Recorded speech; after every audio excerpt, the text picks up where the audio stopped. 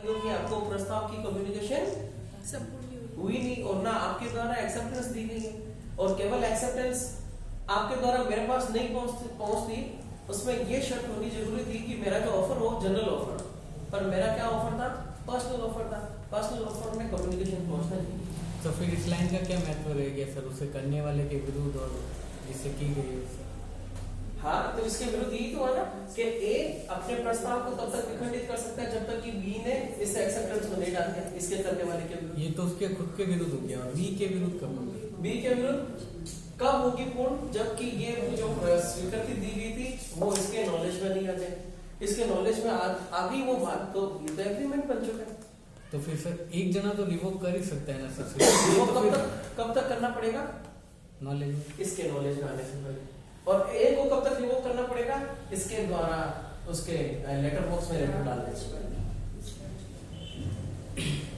पिछली बार तो sir class में ये डिसाइड हुआ था कि उसने लेटर डाल दिया तो उसके तरफ हो गया, और फिर वो बाद में वो लेटर बता सकता है कि मैंने तो 19 तारीख को लेटर भेज दिया था रिवोकेशन का, तो मेरी साइड से तो मैंने रिवोक कर लिया था। पिछली क्लास में ये बात पर हुई। वो नॉर्मल रेवोकेशन, वो प्रपोजल का रेवोकेशन, नॉर्मल और स्पेशल क्या? प्रपोजल का रेवोकेशन और Acceptance एक्सेप्टेंस का का रेवोकेशन revocation दो अलग चीजें हैं। पर उसने भी तो बोल देगा ना मैंने 19 तारीख को लेटर भेज तो दिया, वो बोला अगर वो तो proposal को revoke उसकी कर तरफ रहा से है तो फिर ये कि मैंने तो रिवोक कर लिया था 19 तारीख को। पर वो प्रपोजल को रिवोक करेगा ना, तो वो ऐसा बोल सकता है कि हाँ तो मैंने section रेवोकेशन का लेटर भेज दिया था। एक मिनट पहले बात आने दो, बी प्रपोजल को रिवोक, भाई इधर को वापस करना पड़ता है। क्या वो तो पहले ही कर देगा ना, उसको लेटर की जरूरत है। बी प्रस्ताव भेजा, प्रस्ताव कब पूर्ण होगा, जब इसकी जानकारी में आ जाए। इसने भेजी स्वीकृति, स्वीकृति दो व्यक्तियों के विरुद्ध पूर्ण होगी, ए के विरुद्ध और बी के विरुद्ध। बी के विरुद्ध स्वीकृति कब पूर्ण होगी, जब सॉरी ए के विरुद्ध जब बी के द्वारा पत्र पारेषण के अनुक्रम में डाल दो। बॉक्स में पारेषण के अनुक्रम में डाल हाँ। बॉक्स में डाल दिया। सिर्फ बॉक्स में डालने से हो रहा है तो सर फिर वो युवा को भी कर सकता हाँ, है। फिर उसके नॉलेज में आना जरूरी थोड़ी, सिर्फ बॉक्स में सर, डालने तो से बॉक्स में डालने से उसकी स्वीकृति ट्रांसमिशन सुनो, इसने जैसे ही बॉक्स में डाला, इसका मतलब ये हुआ है कि अब ए अपने प्रस्ताव को रिवोक नहीं कर सकता, इतनी सी बात है। ए नहीं, बॉक्स में डालना ट्रांसमिशन, मेरे यहाँ पे अगर लिखा हुआ ना पारेषण पारेषण का ट्रांसमिशन मतलब कि पोस्ट ऑफिस से निकल गया है वो, ट्रांसमिशन मतलब अब अपने गंतव्य तक निकलने के पारेषण का अनुक्रम में मतलब कि पोस्ट ऑफिस की ट्रस्ट तक पहुंच चुका है। डाक का मतलब ये है ना, तो इसी को पारेषण के अनुक्रम में मान लेना है। हाँ, अब जीतू आपका सवाल वापस क्या कह रहे थे आप?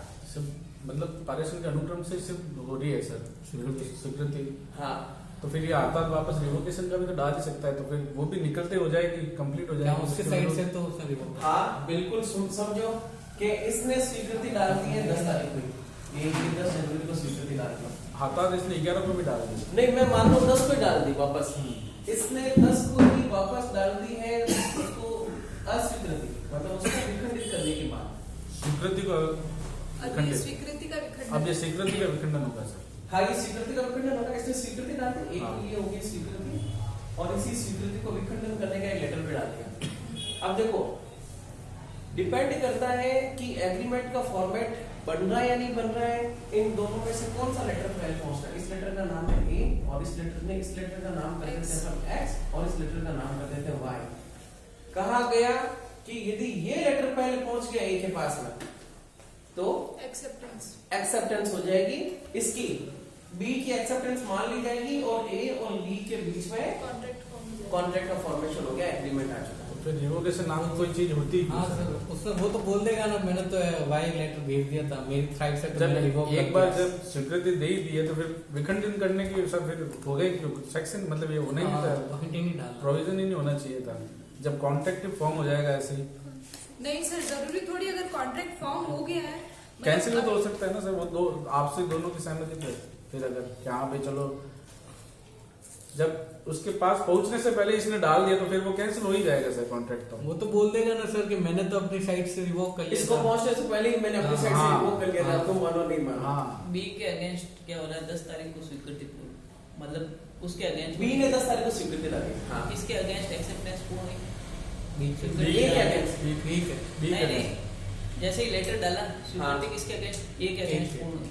हाँ इसके विरुद्ध लेटर नॉलेज में आएगा, एक्सेप्टेंस किसके अगेंस्ट में, बी के अगेंस्ट में। तो एक्सेप्टेंस बी के अगेंस्ट में पूरी होने से पहले रिवोकेशन उसके अगेंस्ट पूरा हो रहा है। हाँ एक्सेप्टेंस तो कंप्लीट ही नहीं है उसके अगेंस्ट, उसके पहले उसने यदि लेटर लेटर लिख दिया डाल दिया। रिवोकेशन कंप्लीट तो अपन उसको रिवोकेशन मान लेंगे। हाँ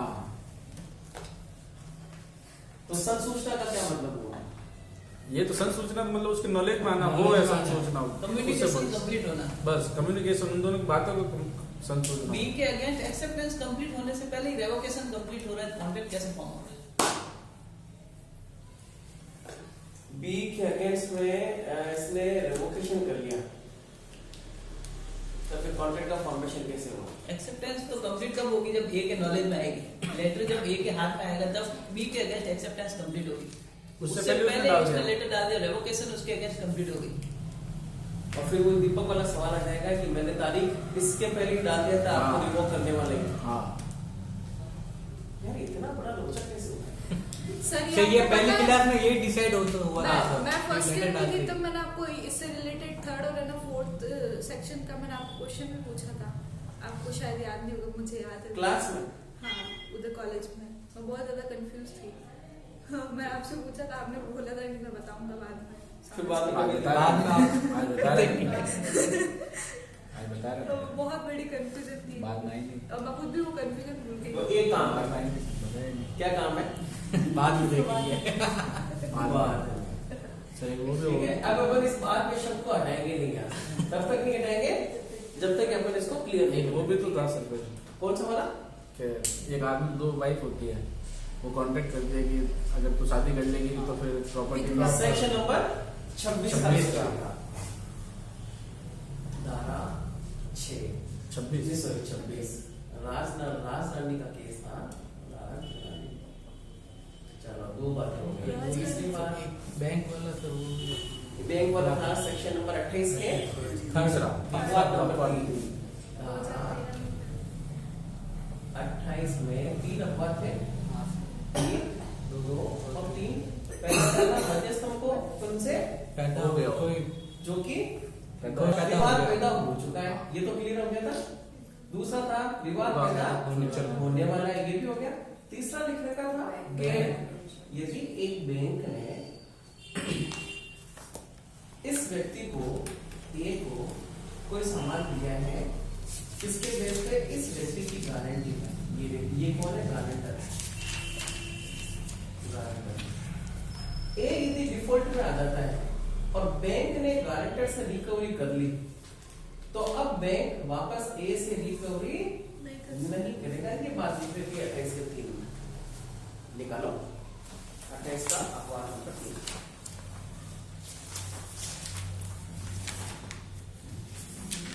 मैंने भी एक सेक्शन अपवाद नंबर 3 दिया है इसमें। हाँ, बैंक या वित्तीय संस्थान के प्रत्याभूति करार की व्याख्या। यह धारा लिखित में संविदा को अवैध नहीं बनाएगी, जिसके द्वारा अच्छा ये संविदा को अवैध बनाने वाली इस बात थी कि साहब यदि कोई आदमी लॉ के अगेंस्ट में कोई काम कर रहा है तो शून्य हो जाएगी।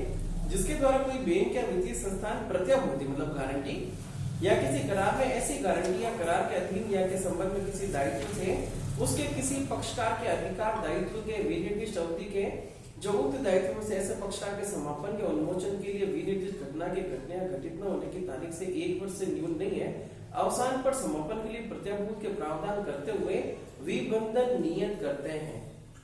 क्या मतलब हुआ कि साहब ऐसी कोई गारंटी का कार्यकाल जो 1 साल से पहले खत्म होने वाला था, उस 1 साल के खत्म होने के पहले यदि बैंक ने गारंटर से कर लिया तो फिर बैंक ए के विरुद्ध किसी तरह की कोई कार्रवाई नहीं करेगा कि साहब ये कोई काम लीगल नहीं होगा। उसमें लिखा हुआ है गारंटर पे कि साहब यदि गारंटर उसको नहीं करवा पाएगा तो ए के विरुद्ध कोई कार्रवाई नहीं की जाएगी। क्या है?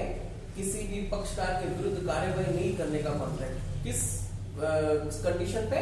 यदि गारंटर के द्वारा परफॉर्म कर दिया गया। ये तो हो गया सेक्शन नंबर 28 का तीसरा नंबर अपवाद। इसके अलावा हम लोगों ने एक चीज और देखी थी जिसको मैंने छोड़ा था, सेक्शन नंबर 30 में हमने कहा था, धारा नंबर 30 में, जिसको कहा था वाजी का करार। हालांकि वाजी का करार समझने में आप सीधा सा समझे कि जो सट्टेबाजी होती है ना, सट्टेबाजी क्या होती है साहब? सट्टेबाजी का पूरा बाजार होता है, पूरा मार्केट होता है। क्या करते हैं? सट्टा लगाते हैं, एक टीम जीती, दूसरी टीम जीती वगैरह। हालांकि जो सट्टेबाजी का करार है वो वास्तव में क्या करार है? शून्य करार है। एक बार सवाल आएगा, कई बार आता है सवाल कि साहब एक ऐसा करार जो वाजी का करार है, कौन सा करार होगा वो वाजी का करार? शून्य। मगर ऐसा करार जो वाजी के करार के कोलैटरल है, मतलब समपार्श्विक समपार्श्विक है, कोलैटरल है, तो क्या उसको परफॉर्म किया जा सकता है या नहीं?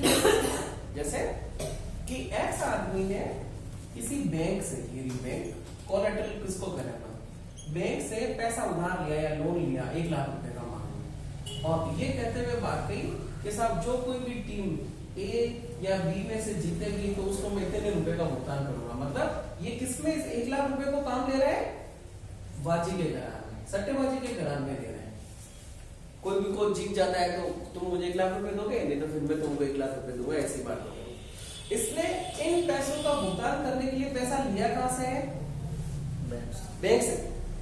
तो मान लो इस करार को तो अपन मान लेते हैं कि एनफोर्स नहीं कराया जा सकता, क्योंकि ये क्या था? वाजी का करार था। कि साहब मान लो इसने एक्स हार गया, एक्स ने 1 लाख रुपए इसको दे दिए, या एक्स जीत गया, इसने इसे 1 लाख रुपए ले लिए, जो कुछ भी हुआ, क्या बैंक अपने इस कॉन्ट्रैक्ट को जो इस वाजी के करार के कोलैटरल है उसको एनफोर्स करवा सकता है या नहीं करवा सकता? ये तो करवाएगा, बावजूद इसके कि ये एब्सोल्युटली किसके कोलैटरल है?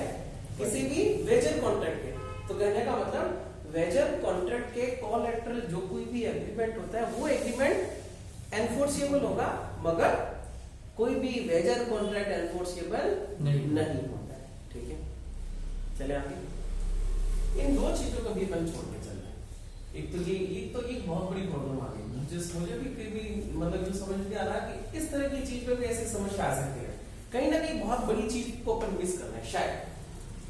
सर ये ना मतलब अगर जैसे कि ए ने लेटर भेजा, ठीक है, और उसमें उसने लिख के भेजा था कि इतने टाइम तक अगर आप रिप्लाई नहीं देते तो मैं उसको स्वीकृति समझूंगा। ठीक है, ठीक है। और बी ने लेटर भेज दिया लेकिन उस तक पहुंचा नहीं ए तक। ठीक है, ठीक है। तो वो अब लेटर नहीं पहुंचा है तो ए सोच रहा है कि मैंने स्वीकृति कर दी, तो बी ये बोल सकता है ना कि भाई मेरे विरुद्ध, मतलब मैंने तो लेटर भेज दिया था तो मेरे विरुद्ध तो मतलब प्रतिसरण पूरा इसने मना लिखा था, ठीक है, कि मेरे को नहीं करना है।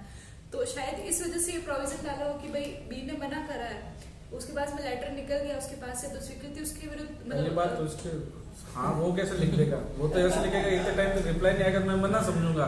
ये हाँ देगा तो ये प्री कंसेंट ही नहीं होगी सर। पहली बात तो उसने थोड़ी कंसेंट दी है। हो सकता है मे बी ऐसा प्रोविजन डालने का रीजन ही हो सकता है कि भाई अगर टाइम लिमिट उसमें डाल दियो कितने टाइम तक अगर रिप्लाई नहीं आता है तो वो तो पहले ही शुरू हो जाएगा ना, वो तो कंप्लीट ही नहीं हो रहा। कंप्लीट का प्रपोजल की वो लेटर नहीं पूछा था, कभी तो फिर एक्सेप्टेंस का जगह प्रपोजल की कम्युनिकेशन कंप्लीट नहीं हो रही है, कॉन्ट्रैक्ट फॉर्म कैसे मना करने की लेटर में लिखा। और पहली बात अब ये जब उसके कैसे बाद लेटर पहुंचे नहीं तो फिर मना कैसे करेंगे? और ये कैसे लिख देगा एक अगर रिप्लाई नहीं आया तो हाँ सही। वो तो ऐसे लिखेंगे रिप्लाई भाई हाँ आपके जैसा होगा तो ब्लॉक मेरे समय तो मैं तो सीधा ला लिखूंगा ना, एकदम समझदार नहीं हूं कोई मैं। आपके जैसा हो। चलो आगे चले।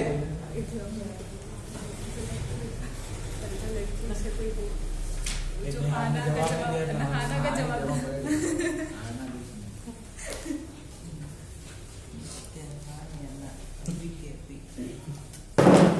कंटीजेंट कॉन्ट्रैक्ट हो चुके थे अपने। कंटीजेंट कॉन्ट्रैक्ट क्या था? किसी सेक्शन घटना के नंबर होने या ना होने पर समाजशील करार था। सेक्शन नंबर 32 और सेक्शन नंबर 33 के क्या क्या बताए थे? हैपनिंग और एक नॉन हैपनिंग। किसी भी कार्य को, किसी भी कार्य के होने और न होने के लिए, हैपनिंग और नॉट हैपनिंग न होने के लिए कर लिया था अपन ने। 32 33 34 भी हो गया था। फिर देखा था 35 में समय के बारे में बताया गया था। समय के बारे में भी 2 बातें बताई गई है। 35 के प्रोविजन नंबर 1 प्रोविजन नंबर 2 में के साथ यदि आपने अच्छा मतलब एक समय दे दिया, स्पेसिफाइड समय दे दिया, 1 साल के भीतर भीतर आपका आरजेएस में सिलेक्शन हो गया, आरजेएस में सिलेक्शन हो गया और 1 साल में आपका आरजेएस में सिलेक्शन हो जाता है, तब फिर वो काम परफॉर्म करना पड़ेगा। सेक्शन नंबर 35 का पहला पैरा कहता है किसी स्पेसिफाइड टाइम में किसी काम को करने वाली बात।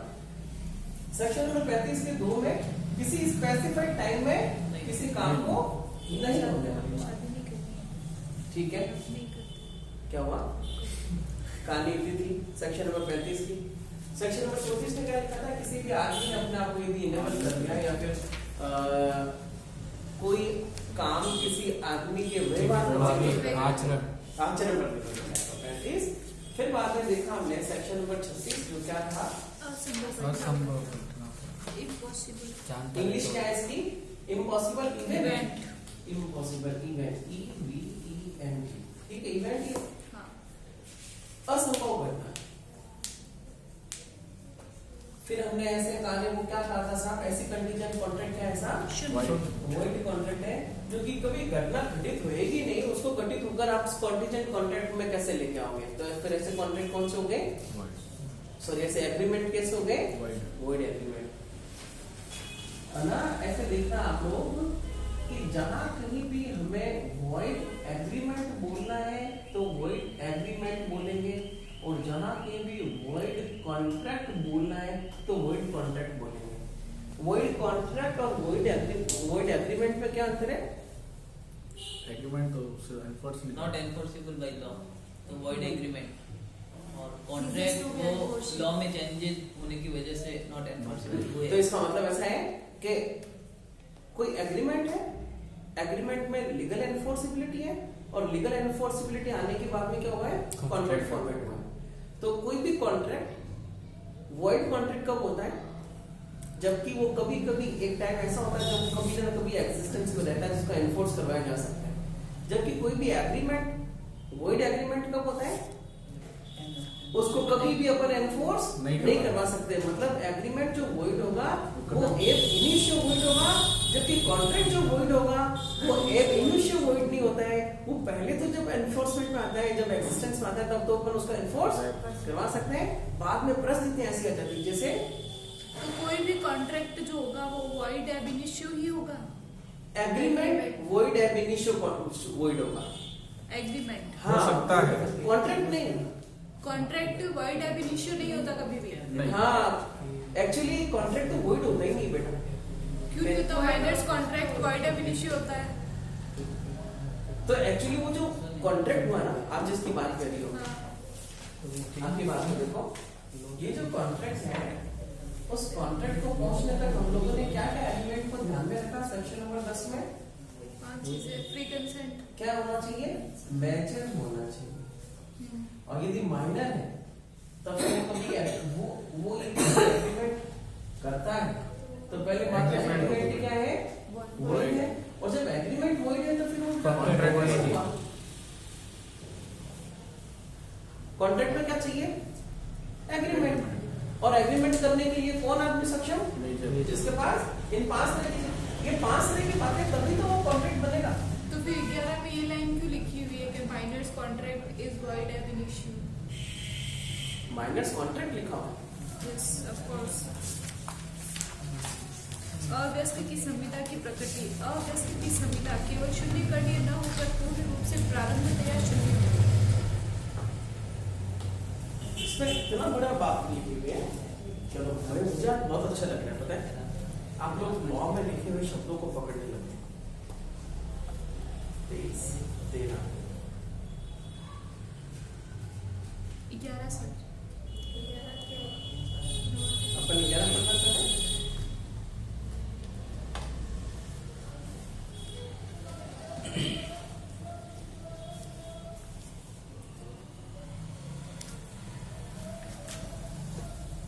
बेटा ये तो टिप्पणी है, एक्ट थोड़ी नहीं। ये तो वो तो सर नॉट तो फिर हाँ? है तो सही लॉ में लिखा हुआ है ना। पर सर देखा जाए तो केस लॉस में है ना। सर प्रेसिडेंट भी तो माने जाते हैं ना एकदम। सब अवयस्क ने कर लिया, कोई कॉन्ट्रैक्ट हो गया, वो वैलिड कॉन्ट्रैक्ट कर लिया, मतलब नहीं अगर परफॉर्म करेगा तो कोर्ट में ले जा सकते हैं, लेकिन जब कोर्ट में तो वो तो कॉन्ट्रैक्ट तो बन ही गया है, ठीक है, बाद में कोर्ट में जाएंगे तब वो वॉइड कॉन्ट्रैक्ट ही तो होगा सर, उसे कॉन्ट्रैक्ट ही तो बोलेंगे। हाँ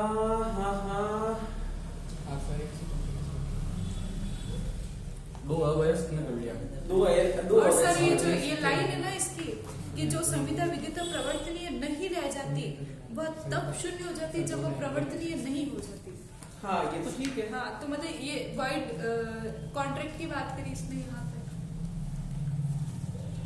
शून्य संविदा। हाँ शून्य संविदा के लिए इसने ये बोला है हाँ। कि क्या हुआ है, लेना क्या कह रही है? 11 में मेरे पास कुछ लिखा हुआ नहीं है इंग्लिश अरे वो तो उसके टिप्पणी उसके कानून में नहीं मतलब वॉइड कॉन्ट्रैक्ट के लिए लाइन लिखी हुई है कि जो संविदा विदित प्रवर्तनीय नहीं रह जाती वह तब शून्य हो जाती जब वह विदित अगर पहले ना मतलब ये इसके लिए वही बोल रहा है कि अगर अब इतने टाइम से वो चल रही है, ठीक है, तब तक वो वॉइड नहीं थी, मतलब विदित प्रवर्तन हो रहा था उसका, तब तक वो वैलिड है। जिस दिन से उसका विदित प्रवर्तन होना बंद हो गया तब से वो वॉइड हो जाएगी। हाँ, ठीक है। ये माइनर्स कॉन्ट्रैक्ट के लिए इसने क्यों बोला है कि माइनर्स कॉन्ट्रैक्ट, क्योंकि 10 में उसने मतलब ये बता दिया ना मेजर कि उसका मेजर होना आवश्यक है, माइनर होगा तो वो नहीं चलेगा, कॉन्ट्रैक्ट फॉर्म नहीं होगा, तो वो उसने वॉइड एब इनिशियो क्यों बोला, क्योंकि ये ना लॉ में इसको मना कर दिया क्योंकि विदित प्रवर्तन उसका हो ही नहीं सकता। सर 10 में बोले ही नहीं कि वयस्क होना चाहिए, 10 में तो ये बोला सक्षम पक्ष का होना चाहिए। अरे मतलब ये लाइन है ना कि 11 बोला है, 11 में। 11 बोला है। सक्षम पक्ष का डिफाइन किया ना 11 में। बाद में बोला है सर। हाँ। जहाँ पे भी बोला मतलब सक्षम व्यस्क होना चाहिए ना, व्यस्क। ऐसा तो 10 में तो कहीं नहीं लिखा है ना कि नहीं 10 में क्या है, कौन से करार संविधाएं होगी, उसमें लिखा है सर कि सक्षम करार वाला है, सक्षम पक्षकार वाला है, उसमें ऐसा थोड़ी ना है कि जो मेजर होंगे वही संविधाएं करार संविधाएं होगी, सक्षम तो उसमें तो सक्षम ही लिखा है सर। मतलब सक्षम कौन है? मेजर वो तो बाद में बताया ना, पर लिखा तो है ना लॉ में। लिखा तो है चलो, तो लेकिन मैं वही तो कह रही हूँ, नहीं मतलब सक्षम होना आवश्यक है ना, लॉ में लिखा हुआ है, मतलब विदित प्रवर्तन में लिखा हुआ है, अगर अपन उसको एनफोर्सिबिलिटी के लेवल पे अगर मापे ना अगर, तो उसका मेजर होना आवश्यक है, अगर वो माइनर होगा तो विदित प्रवर्तन उस कॉन्ट्रैक्ट का नहीं होगा, ठीक है, तो अब विदित प्रवर्तन उसका शुरू से ही नहीं हो रहा ना, इसलिए वो वॉइड एब इनिशियो है। ठीक है, तो वो वॉइड एब इनिशियो क्या है, एग्रीमेंट है या कॉन्ट्रैक्ट? कॉन्ट्रैक्ट है। हाँ अब बताओ जीतू क्या कह रहा है?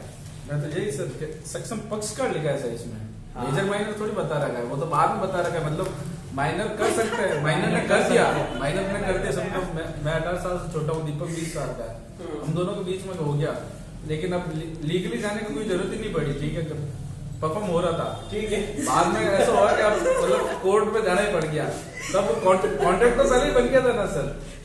हाँ मतलब जीतू भी यही कहना चाहते हैं कि ये कॉन्ट्रैक्ट अभी हम कोर्ट की नजर नहीं हम अपने लोगों ने ऊपर। हमारा जो व्यवहार है वो तो एक कॉन्ट्रैक्ट के हिसाब से ही तो किया, हाँ। फिर अभी इसी कॉन्ट्रैक्ट को की परफॉर्म उसकी रिस्पांसिबिलिटी को तो तय कॉन्ट्रैक्ट ने किया, उसने कोर्ट ने किया है, हाँ। और ये कहा कि ये हम कॉन्ट्रैक्ट को एनफोर्स नहीं कर सकते, इसीलिए उसको क्या कर दिया, शून्य कर दिया, केवल उसका नाम दिया है, हाँ सर, जबकि वो वास्तव में है नहीं। सारे पार्ट्स सही थे ना उनके, उन्होंने स्वतंत्र सहमति की, एग्रीमेंट किया, सब हो गया। पर स्वतंत्र सहमति कौन दे सकता है?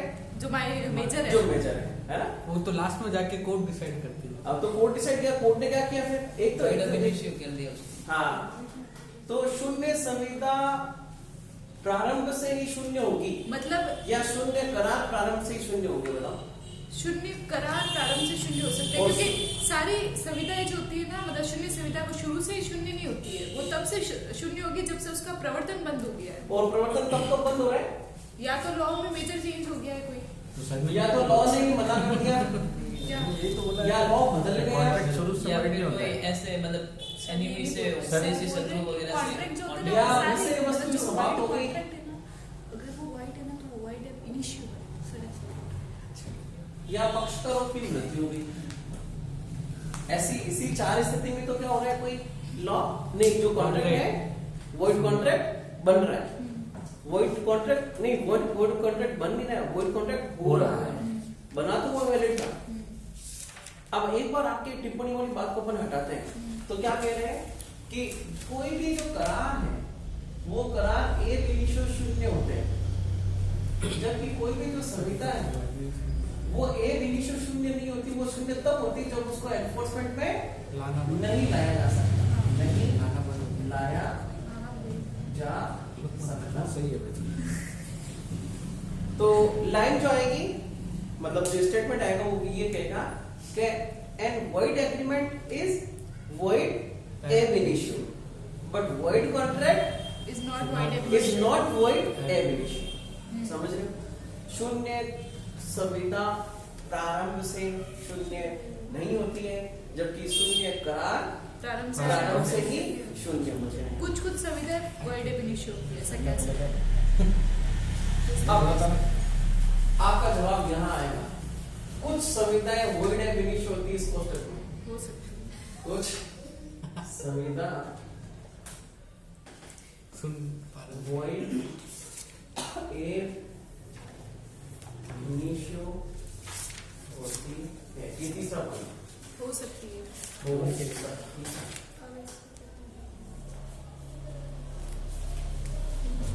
ठीक है, आगे चले। हम आगे थे सेक्शन नंबर 36 तक, जो क्या कहना था, एक ऐसा एग्रीमेंट, इस एग्रीमेंट को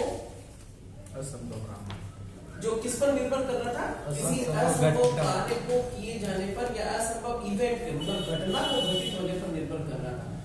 तो जब कभी असंभव घटना घटित ही नहीं हो सकती तो फिर एग्रीमेंट का एक बने नहीं बनेगा, तो एग्रीमेंट क्या हो गया, शून्य हो गया। सेक्शन नंबर 36 उसको वर्ड को बताना। अब हम आए सेक्शन नंबर 37 से। कहाँ 37 से कहाँ तक चलेगा? नहीं, 40 से 45 के पक्षकार के बारे में 39।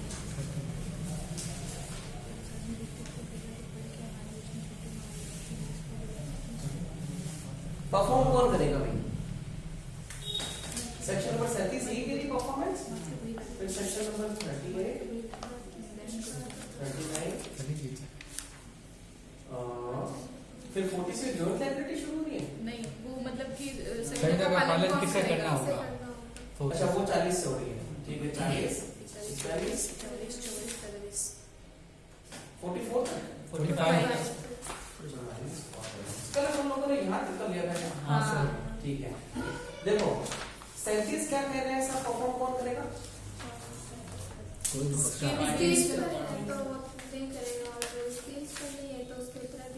पक्षकार पक्षकार। यदि पक्षकारों की मृत्यु हो गई तो उसके लीगल रिप्रेजेंटेटिव, और लीगल रिप्रेजेंटेटिव कब? जब प्रॉपर्टी से रिलेटेड है, जब उसकी सेल्फ स्किल से रिलेटेड है कोई तब नहीं मामला, करना है। तब नहीं कर सकते। अच्छा, आपको पता है कि सेल्फ स्किल से यदि कहीं परफॉर्म करनी है सेल्फ स्किल को, जैसे कि पेंटिंग बनानी है, डॉक्टर से हॉस्पिटल से इलाज करवाना है, और सेल्फ स्किल को स्पेसिफिक परफॉर्मेंस में भी मना कर रखा है। यदि कोई ऐसा एक कॉन्ट्रैक्ट है जो किसी की स्वयं की कौशल को परफॉर्म करने के लिए बात है, तो उसका स्पेसिफिक परफॉर्मेंस नहीं किया जा सकता। उसका कारण क्या है?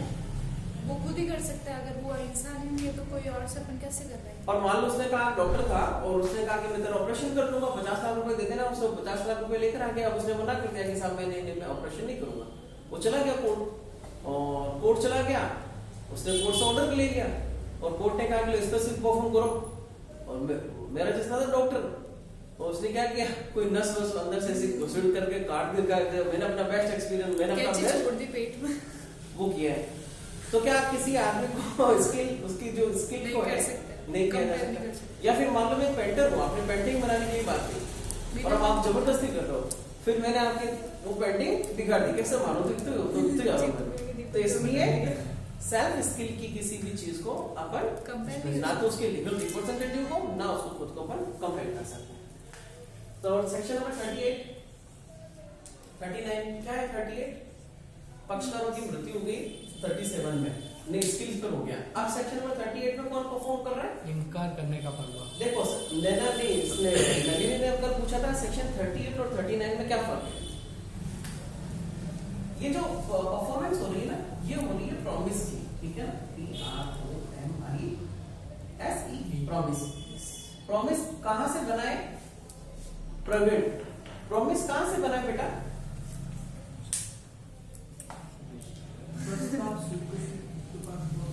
प्रस्ताव को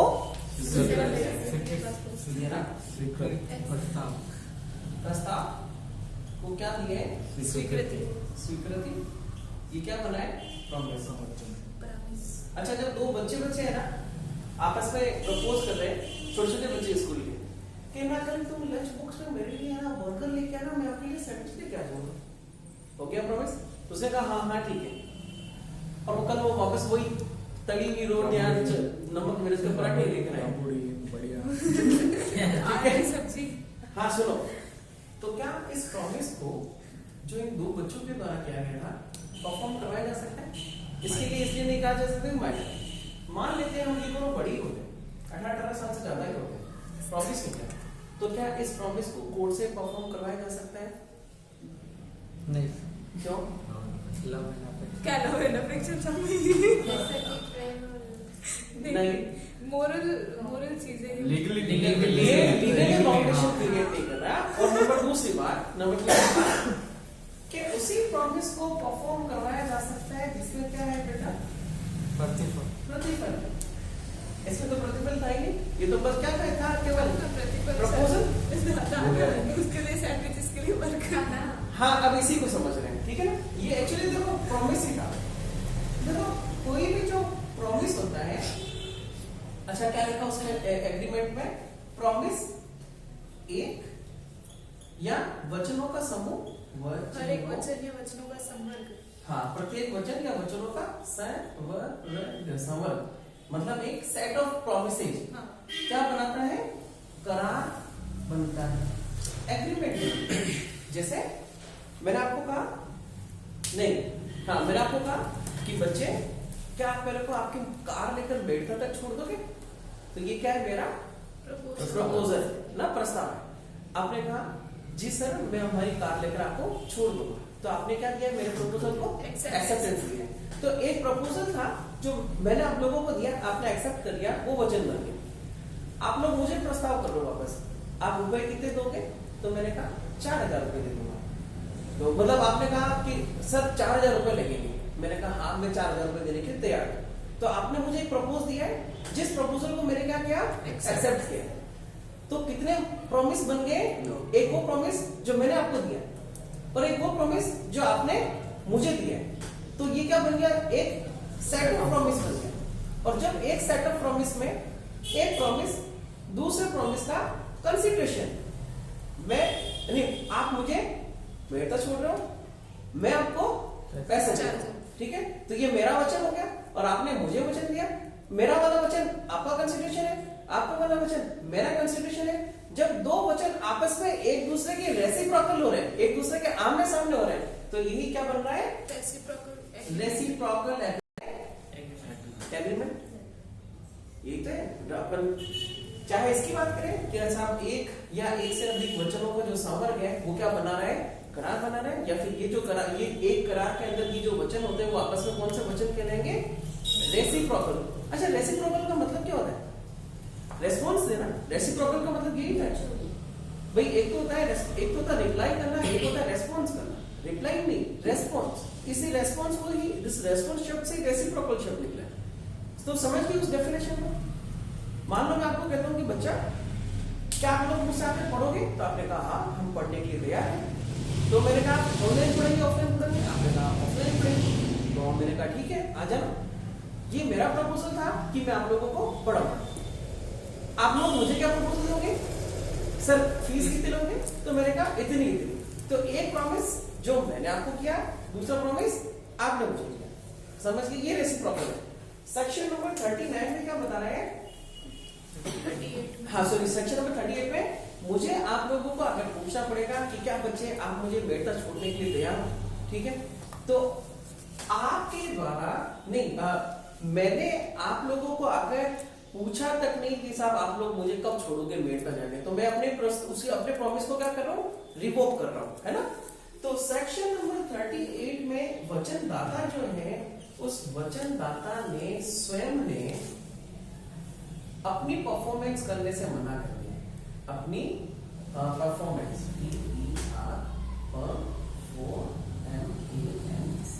अपनी परफॉर्मेंस से इनकार, सेक्शन नंबर 38 में। और सेक्शन नंबर 39 में सामने वाले व्यक्ति ने अपने द्वारा परफॉर्मेंस किए जाने को क्या कर दिया है? रिजेक्ट कर दिया। तो सेक्शन नंबर 38 और 39 में अंतर क्या है? सेक्शन नंबर 38 तो है रिवोकेशन, अपनी परफॉर्मेंस को मना करना, रिवोक करना। सेक्शन नंबर 39 में सामने वाले आदमी के द्वारा आपके परफॉर्मेंस को किए जाने से मना करना। मैंने कहा कि लो साहब मेरे को छोड़ दो, मैंने कहा था कि आप मेरे को 4000 रुपए में छोड़ने के लिए तैयार है, तो आपने कहा कि नहीं कोई 4000 रुपए में छोड़ दीजिए, 8000 रुपए नहीं दो जब तक नहीं बात करेंगे। तो इसका मतलब क्या था कि मैं अपनी तरफ से परफॉर्मेंस करने के लिए तैयार हूं, मगर आप लोगों के द्वारा उसका क्लियर रिजेक्शन है। ये सेक्शन नंबर 39। तो अंतर समझिए सेक्शन नंबर 38 और 39 में। 38 क्या है? मेरी तरफ से परफॉर्मेंस किए जाने को मना करना। 39 मैंने वचनदाता की तरफ से मना करना। हाँ कहाँ ये तो मतलब इन लाइन में तो ये है ना कि जब किसी वचनदाता ने वचनदाता वचन ग्रहीता को बोल रहा है कि पालन करो, हाँ। और वचन ग्रहीता उस प्रस्तावना को प्रतिग्रहित नहीं कर रहा, मतलब प्रपोजल को एक्सेप्ट नहीं कर रहा है, तो अब वचनदाता अपालन के लिए उत्तरदायी नहीं है। मतलब अगर वचनदाता अपना काम नहीं कर रहा ना, तो हाँ, मतलब मान लो अब मैं आपको यदि 4000 रुपए नहीं दे रहा हूँ क्योंकि आपने अपनी तरफ से भी उसको परफॉर्म क्योंकि करने उन्होंने एक्सेप्ट ही नहीं करा प्रपोजल को।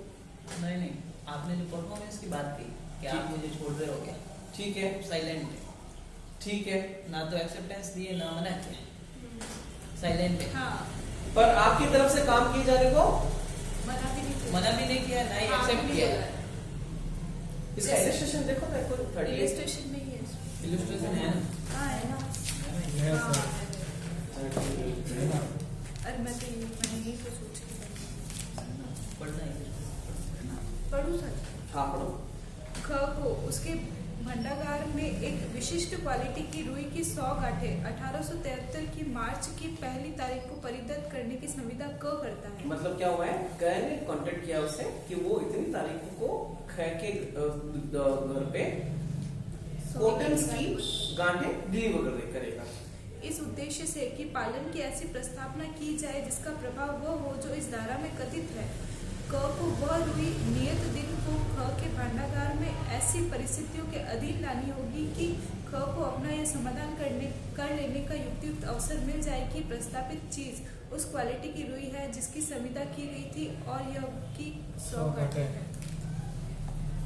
ख को जबकि हाँ नहीं, ये तो ठीक है। ये तो क्या कह रहा है कि यदि मुझे परफॉर्म करवाने के लिए आपसे बात करनी है तो आप लोगों को इतना मौका मिलना चाहिए कि आप इस चीज को चेक कर सके कि जिन चीजों को डिलीवर करने की बात हो रही थी ये चीज वही है या नहीं है। ये तो इसने ये इलस्ट्रेशन होगा।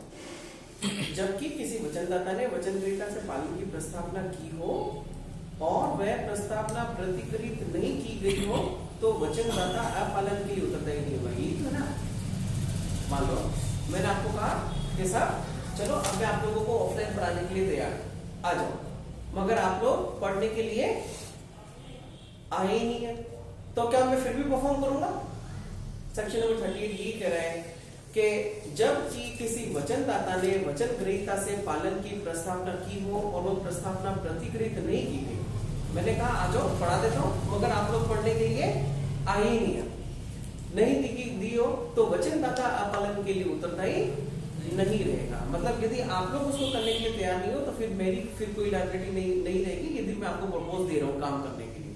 सेक्शन नंबर 38 ये कह रहा है और सेक्शन नंबर 39 मना कर दिया है तो ब्रीच कर सकता है। हाँ, यदि आप लोगों ने मना कर दिया कि साहब ठीक है साहब 4 दिन हो गए मेरा, तो अब मैं क्या कर सकता हूँ, कॉन्ट्रैक्ट को ब्रीच कर सकता हूँ, या फिर 1 महीने तक पढ़ाने की बात थी अपनी कॉन्ट्रैक्ट से मैं आपको रोजाना बताना चाह रहा हूँ चलो आज नहीं आए कल आ जाना मेरे, तो वो कब तक चलेगा जब तक कि 1 महीना नहीं हो जाएगा। ये था anticipatory breach of contract section number 39। 38 में जब उसने एक्सेप्ट नहीं किया तो वचन बंद कैसे रहा है? कंसेंट तो हो गया था पहले। वचन तो हो चुके हैं, देखो प्रस्ताव हो गया था आपके बीच, मैंने आपको प्रस्ताव दिया था, सुनो प्रस्ताव आ चुका है कि आप मेरे को अपनी गाड़ी में छोड़ देना, आपने कहा सर हाँ मैं छोड़ दूंगा, तो ये क्या बन चुका है?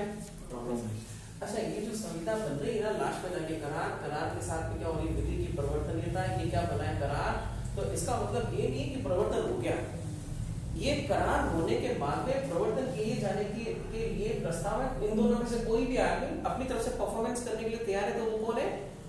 वचनदाता। और जिसको वो प्रॉमिस दे रहा है वो कौन है? वचन ग्रहीता। वचन ग्रहीता, दोनों में से कोई भी हो सकता है। ठीक है, सेक्शन 40। तो जिससे वचन का पालन करना। ये तो 40 है सेक्शन का। 37 में क्या था? संविधाओं की बातें जाती, कोई पक्षकारों की बातें था। अब सेक्शन नंबर 40 से 45 तक है, किसके द्वारा परफॉर्म किया जा रहा है, कौन परफॉर्म करेगा? तो सेक्शन 40 पे देखा था आपने, वह व्यक्ति जिसे वचन का पालन करना है, कौन कौन हो सकता है भाई? स्वयं वचनदाता। स्वयं, या फिर उसके कहने से यदि किसी ने दूसरे ने कर दिया था फिर वो एलिजिबल नहीं होगा। अन्य व्यक्ति के पालन को प्रतिकृत करने का प्रभाव, ये अपन ने कल बात की थी। 50,000 रुपए दीपक ने जो जीतू को दिए थे। संयुक्त दायित्वों का न्यायगमन, सेक्शन नंबर 42, जहां दायित्व की बात बता रही है, वही सेक्शन नंबर 45 अधिकारों की बात बता रही है। दायित्व का क्या मतलब है? 4 जने मिलके अगर कोई कर रहे तो चारों का दायित्व होगा। ये चारों का दायित्व होगा। और जिसके पक्ष में परफॉर्म करने की बात करी थी उसका क्या है? ये अधिकार। बस संयुक्त वचनदाताओं के पालन के लिए भी हो गया था। 43 का इलस्ट्रेशन नंबर बी भी अपन ने पढ़ लिया था।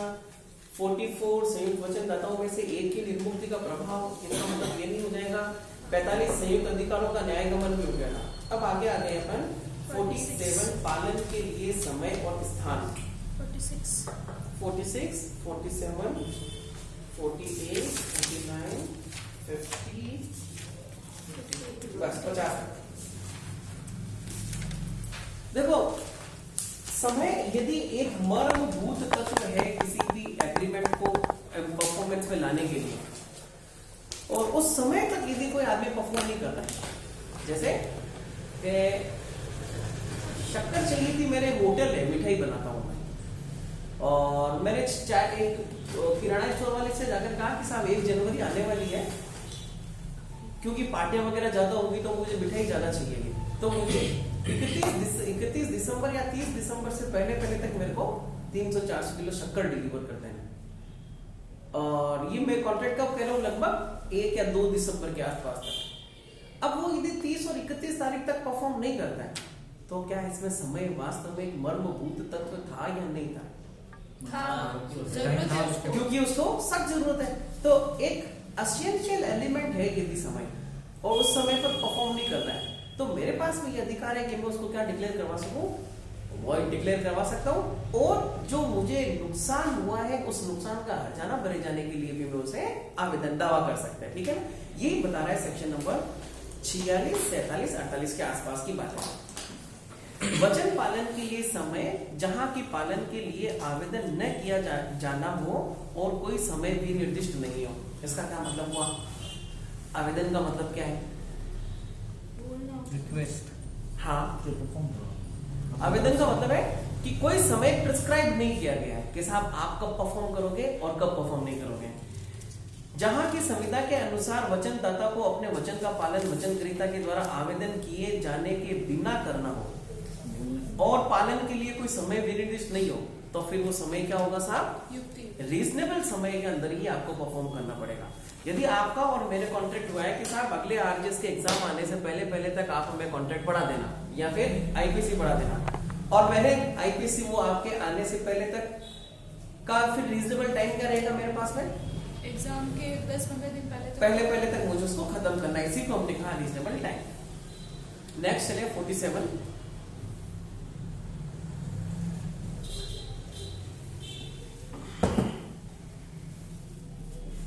वचन पालन के लिए समय और स्थान, जहां के पालन के लिए समय भी निर्दिष्ट हो और आवेदन नहीं किया गया हो। आवेदन नहीं किया गया मतलब प्रॉमिसर और प्रॉमिसी की तरफ से कहा नहीं गया कि आपको कहां परफॉर्म करना है, मगर टाइम उसका एक एसेंशियल पॉइंट है ना? तो ऐसी स्थिति में क्या करेंगे साहब? मान लो माल डिलीवर करने की बात थी उसी को, किराना स्टोर के शक्कर वाले के, तो फिर वो माल मुझे कहां डिलीवर करेगा? जहां पे लाइब्रेरी में पढ़ाई करता हूँ वहां, या मेरे कॉलेज में? कॉलेज नहीं, मेरे घर पर डिलीवर करेगा। कॉलेज में रहता हूँ ना, लाइब्रेरी में कम। माल कहाँ डिलीवर करेंगे? मेरी बात है, होटल में करेंगे। यही कहानी है। जबकि किसी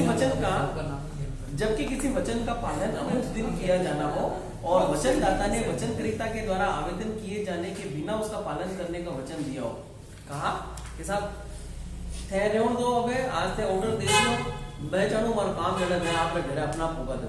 इसका मतलब ये क्या कहा इसने, जबकि किसी वचन का पालन अमुक दिन किया जाना हो और वचनदाता ने वचन ग्रहीता के द्वारा आवेदन किए जाने के बिना उसका पालन करने का वचन दे दिया कि साहब ठीक है साहब मैं पहुंचा दूंगा, आप चिंता मत करो, टेंशन मत लो, तब कारोबार के प्रायिक घंटों के दौरान में किसी भी समय ऐसे दिन और स्थान पर जिस दिन वचन का पालन किया जाना चाहिए वचनदाता उसका पालन कर सकेगा। तो टाइम क्या होगा साहब, कारोबार का मामूली समय, जैसे कि सुबह 10 बजे से शाम को 6-7 बजे से पहले। ऐसा नहीं है कि मैं रात को 3 बजे आया आपके घर पे, अरे आरिफ साहब क्या कहे वो सकर तो उतरवा लो, ऐसा नहीं। समझ गए कहाँ पालन किया जाएगा, समय क्या होगा साहब, कारोबार के सामान्य वो जो समय रहेगा उसमें। नेक्स्ट, अमुक दिन पर पालन के लिए आवेदन उचित समय और स्थान पर किया जाएगा।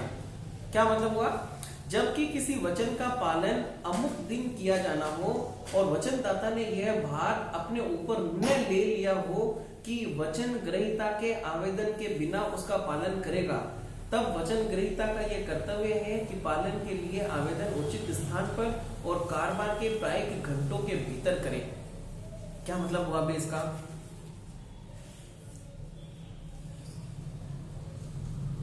ऊपर वाले में वचनदाता काम कर रहा है और नीचे वाले में शायद वचन ग्रहीता काम कर रहा है। बस इसमें यही है, 47 वाले में उसने अपनी रेस्पॉन्सिबिलिटी ले ली और 48 वाले में रेस्पॉन्सिबिलिटी नहीं ली है, तो भी काम प्रायिक घंटों के अनुक्रम में करना है।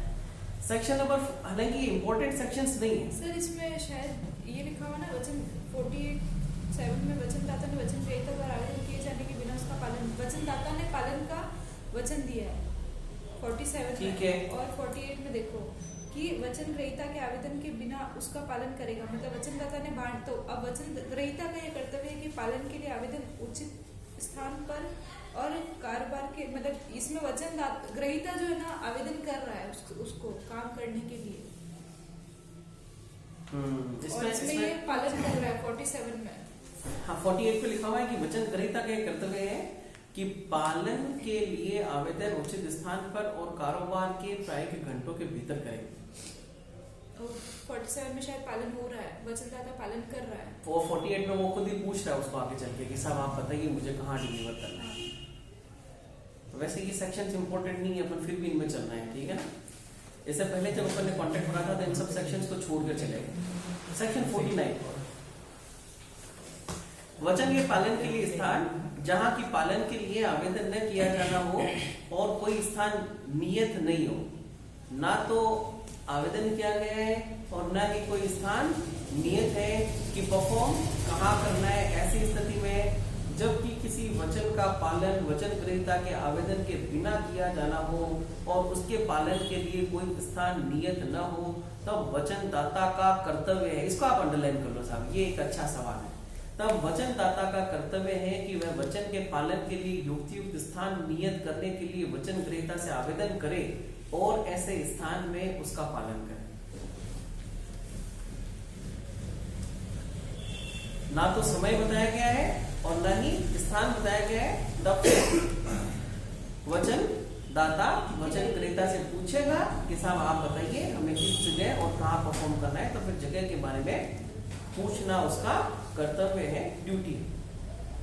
50वां सेक्शन, वचन ग्रहीता के द्वारा विहित या मंजूर किए गए प्रकार से या समय पर पालन, किसी भी वचन का पालन उसी प्रकार से और उस समय पर ही किया जा सकेगा जिसे वचन ग्रहीता विहित या मंजूर करे।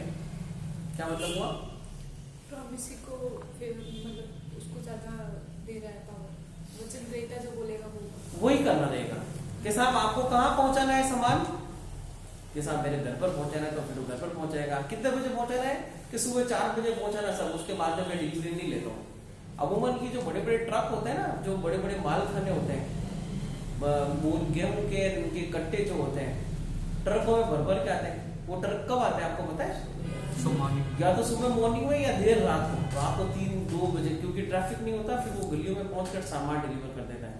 तो वो जो आपके सामान उतरवाता है ना, वो पूरे 20-25 सामानों को लेकर बैठता है रात भर अपने पास, क्या मेरी गाड़ी आने वाली वो खाली करवाना। तो यही बात है कि यदि उसने कहा कि वहां डिलीवर करें तो वहीं डिलीवर करना। नॉर्मल सी बात है। सेक्शन नंबर 45 से लेकर 50 ने केवल इन बातों को बताया है कि एक आदमी ने अपनी तरफ से परफॉर्म करने की बात कह रहा है, तो फिर जगह कहाँ नहीं परफॉर्म कहाँ होगा, वो उसी जगह पर जहाँ पर की बताई जा रही है। और यदि बताया नहीं गया तो वचनदाता वचन ग्रहीता को पूछने का कर्तव्य होगा वचनदाता का कि मुझे कहाँ डिलीवर करना है।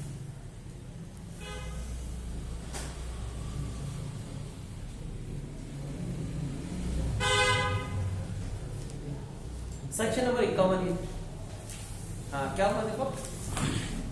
नहीं सर, वो पूछ रहा था इनसे कि अगर शॉप और कस्टमर के बीच में जो बात हो रही है सर, वो ऑरली होगी या रिटर्न में, वो कॉन्ट्रैक्ट कैसे देखो होगा? बहुत सारे कॉन्ट्रैक्ट तो ऑरली भी होते हैं। बताओ कौन कौन से कॉन्ट्रैक्ट, बताओ कौन कौन से कॉन्ट्रैक्ट ऑरली होते हैं। देखो जहां इंडियन एविडेंस एक्ट का सेक्शन नंबर 91 और 92 कहता है कि हमें हाँ। उन दस्तावेजों को लिखित में करना। ऐसी बातों को मुझे लिखित में साबित करनी, तो वो सब कैसे होंगे, रिटर्न में। बाकी के सब ओरली होंगे।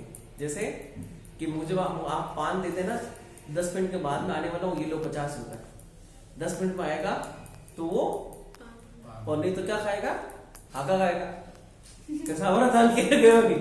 तो ये है तो सब कॉन्ट्रैक्ट की फॉर्म ही है, पर नॉन रिटर्न वाली। इसको परफॉर्म कैसे करना? अब इसको परफॉर्म करवाने के लिए हाँ ठीक है अपन दावा कर सकते हैं, पर इसको प्रूफ करना बहुत मुश्किल हो जाता है। जैसे अभी वो हुआ ना सर कि शक्कर मेरे यहाँ भेज देना, तो वो कैसे करेगा कि उसने नहीं भेजी अगर, तो उसको कैसे परफॉर्म करना है? हाँ देखो, यदि मैं एक नॉर्मल उसके ना अमूमन ही उससे बिजनेस करता रहा हूँ, तब तो फिर ना तो रिटर्न होगी ना कुछ और होगी। और यदि मैं पहली बार ही उससे ले रहा हूँ तो फिर कॉन्ट्रैक्ट का फॉर्मेशन करना पड़ेगा।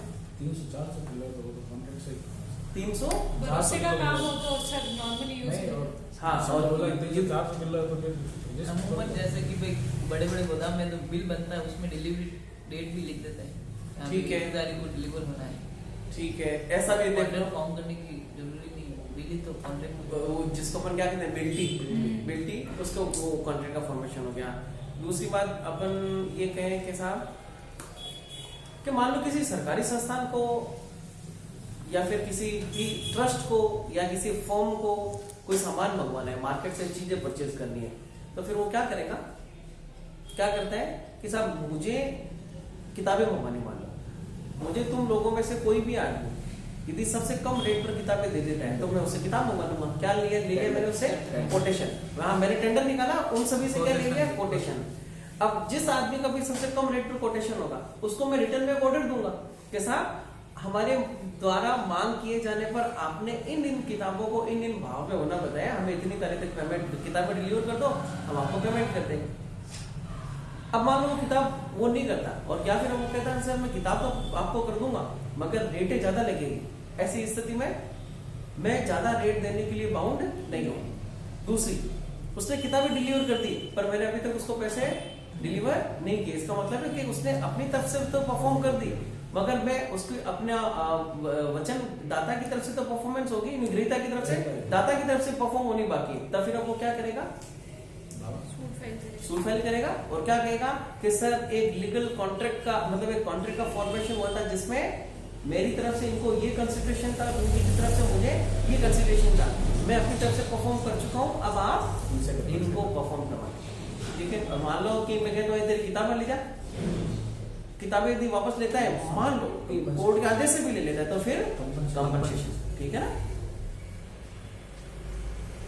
सेक्शन नंबर 51, वचनदाता पालन करने के लिए आबद्ध नहीं है तब तक कि व्यतिकारी वचन ग्रहीता पालन के लिए तैयार और रजामंद नहीं है। क्या मतलब हुआ, सामने वाला परफॉर्म करने की तैयार ही नहीं है तो फिर मैं भी बाउंड नहीं हूं। जबकि कोई संविदा साथ साथ पालन किए जाने वाले व्यतिकारी वचनों के गठित हो तब किसी भी वचनदाता के लिए अपने वचन का पालन करना आवश्यक नहीं है जब तक कि वह वचन ग्रहीता अपने व्यतिकारी वचन का पालन करने के लिए तैयार और रजामंद नहीं है। 38 जैसी बात होगी इसमें। तो यार ये सेम 38 जैसी वाली बात क्यों आ रही है? अच्छा ये तो है ना रेसिप्रोकल प्रोमिसरी की बात है। और सेक्शन नंबर 38 की क्या बात थी साहब? कॉन्ट्रैक्ट के बारे में बता रहे थे। 38 में तो वो बात है सर कि आपने छोड़ने का बोला और साइलेंट है, मना कर दिया। ठीक है, इसमें ये सोच सकते हैं कि अपन 300 किलो शक्कर का है, उसमें उसने कहा कि भाई आपको 25% एडवांस जमा करवाना पड़ेगा, तब मैं डिलीवर के लिए मानेगा। सामने वाले ने 25% परफॉर्म ही नहीं किया तो वो बाउंड ही तो फिर वो बाउंड नहीं है। थोड़ा सा उसमें वो और शर्त थी, मतलब कोई शर्त नहीं रखी, जैसे 25% वाली में भी हो सकता है, उसमें वो 25% वाली कोई शर्त नहीं थी, इसमें शर्त थी। पर इसमें एक ही तरह की बातें कोई की जा रही है। सेक्शन नंबर पालन की प्रस्तावना प्रतिकृत करने से इनकार का प्रभाव। सर उसमें तो ये ना, मतलब इनका कॉन्ट्रैक्ट हो चुका है पहले से, और वो एक दूसरे को मना, मतलब उसने मना कर दिया कि मैं ये परफॉर्म, मना भी नहीं करा, मतलब साइलेंट है। और इसमें तो ना व्यतिकारी वचन है, मतलब कि व्यतिकारी भाई तो ये दे तुम्हें ये सब, ये तो ऐसी हुआ ही है कॉन्ट्रैक्ट हुआ बट वो रेसिप्रोकल नहीं है ना उसमें, मतलब ऐसे कि तू 50% दे तो मैं डिलीवरी पहले भेजूँ ऐसा। अगर वो 25% देता ही नहीं तो वो बाउंड नहीं है।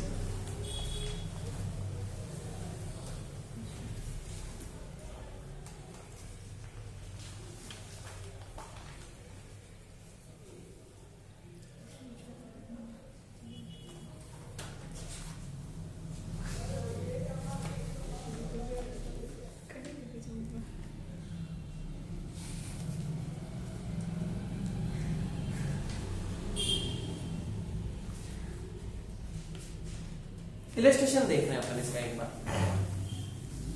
क और ख संविदा करते हैं कि ख को क माल परिधान करेगा, जिसके लिए संदाय माल के परिधान पर ख द्वारा किया जाएगा। ठीक है, माल आएगा फिर वो उसको सामान देगा। माल का परिधान करना क के लिए आवश्यक नहीं है जब तक कि ख परिधान पर माल के लिए संदाय करने को तैयार और रजामंद है। ये तो हो गया रेसिप्रोकल वाली बात। जबकि इसके पहले वाली बात में सेक्शन नंबर 38 में गांठ वाली बात हुई थी ना, कि साहब वो गांठे डिलीवर करेगा तो उसको ये मौका देगा कि ये वही सामान है जो सामान के लिए कॉन्ट्रैक्ट हुआ था या नहीं हुआ था। हालांकि बात जरूरी है, एक बार लिख लेना, section number 31 versus section number 51 नहीं सर 38 वर्सेस 51 छोटी बात।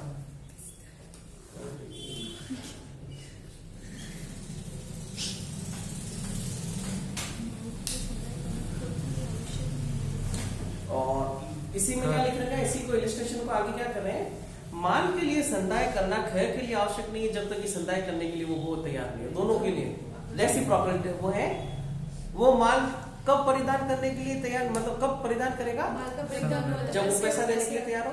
और वो पैसा देने के लिए कब तैयार होगा, जब माल का परिधान करने के लिए तैयार हो। ये रेसिप्रोकल और वो उसमें रेसिप्रोकल वाली बात नहीं है। दृष्टांत होकर आगे आगे 52 पे व्यतिकारी वचनों के पालन का क्रम बताइए। 2 व्यतिकारी वचन थे, उसमें पहले कौन सा परफॉर्म किया जाएगा, जो पहले किया गया है। नहीं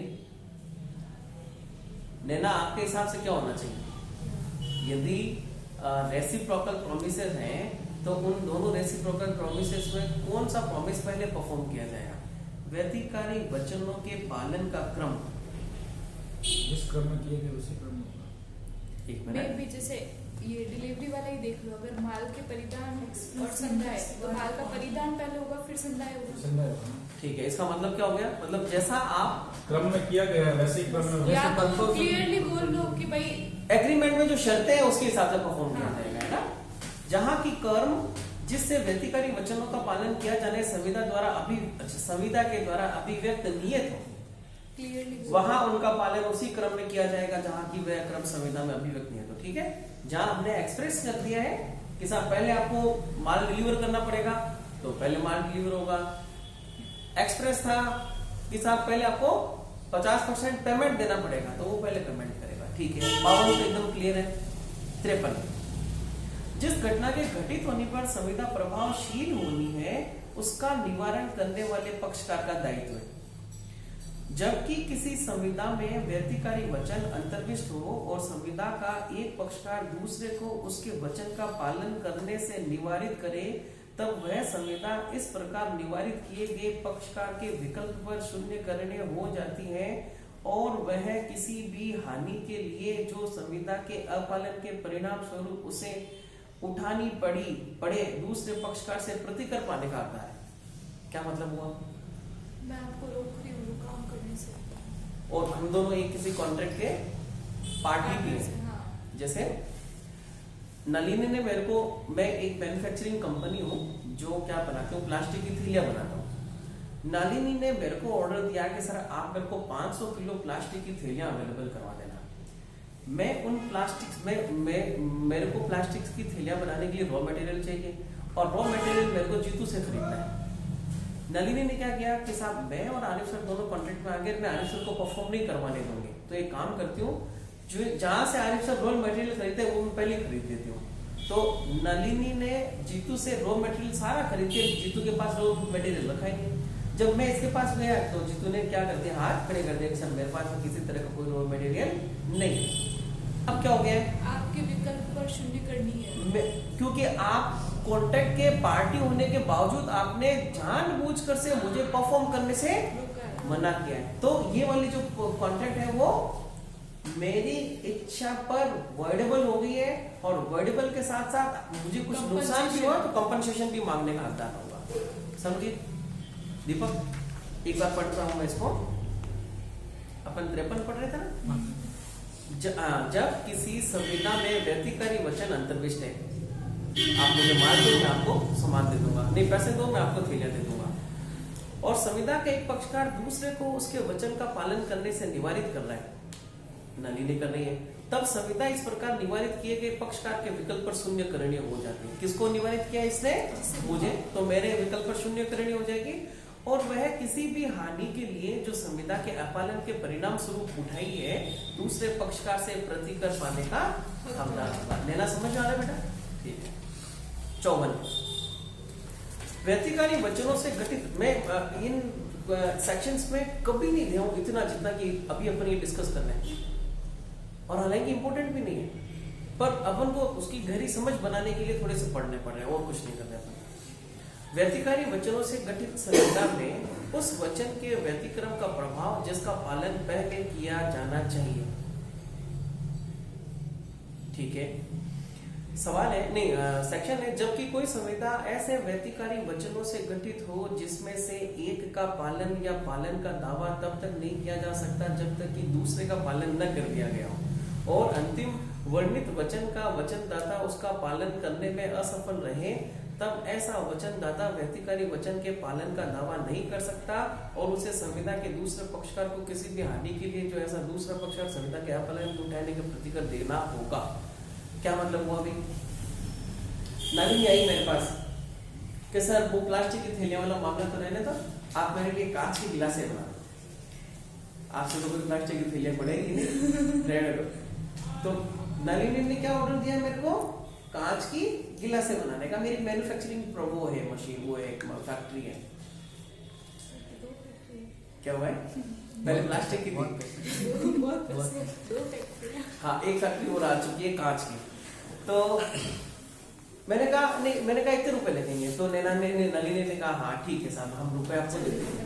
तो मुझे नलिनी को क्या देना है, कांच की गिलास है, नलिनी को मुझे क्या देना है, पैसे। व्यतिकारी वचन हो गए।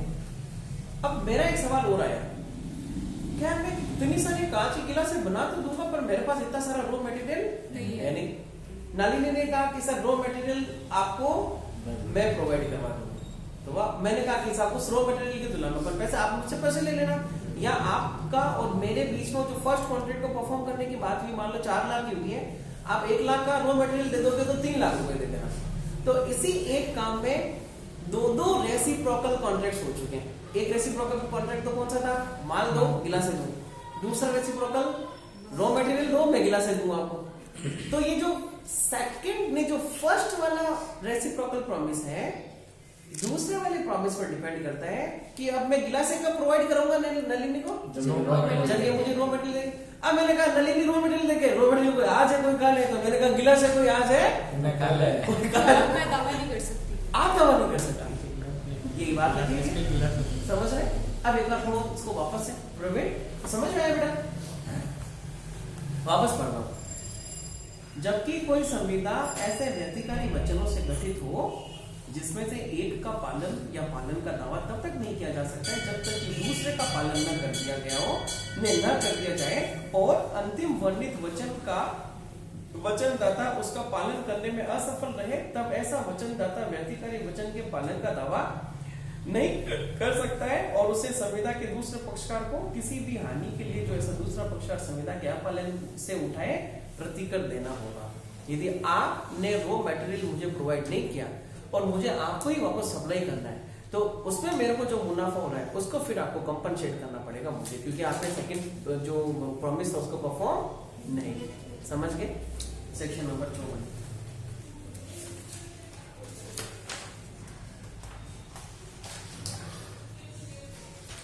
सेक्शन 55 उस संविदा में जिसमें समय मर्मभूत है, मतलब क्या है, एक एसेंशियल एक नेसेसरी एलिमेंट है टाइम, है ना, नियत समय पर पालन न करने का प्रभाव।